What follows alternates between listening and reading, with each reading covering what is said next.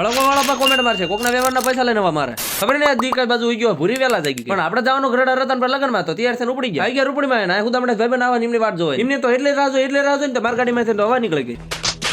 ઉલા તો જગ્યાએ આયા ને દુકાને જઈને આપણે પુરાય પછી આપણા સપોર્ટરને સોડા પીને રવાના કરી દીધા, પણ ઉલા તો જગ્યાએ દેખાતા જ નથી. જોન કટર કહેવાય, તમને જ ખબર હશે નહીં. 5 મિનિટનું કઈ 5 કલાકે આવવા વાળા ખેલાડી લઈને માર ભેગો નાખ્યો. તમે એકવાર ગાડીને પેટ્રોલ નો કાંટો જોઈ લો. ખોટી વગ્યા કર્યા વિના આવી જાય ગરડા રતન પર જ્યાં લગન હે. માનવાન ટોળામાંથી વરાજાને કોઈ રામ રામ કરવા ગયો હતા. વરાજાએ ઢીકો માર્યો. એકચ્યુઅલી આપણે ભોઈ ગયા હતા 12 બપોરે, તો વરાજાને મળીને આવી ગયા સીધા પેટ પૂજા કરવા. બહુ જાજુ ભણેલા હાથમાં આપી દીધી વ્યવહારને સોપડે લખવા. વરાજાને કે જોઈ લેજે એટલો વ્યવહાર લખાવું પે મારા લગનમાં એટલો લખાવી જાય. હજાવાનો તો ગરડા પણ ભાઈબંધની ગાડીમાંથી તો અવાજ નીકળી ગઈ. એક તો આમના માવા હમાતી ને ઉપરથી ગાડીઓ પૂરે.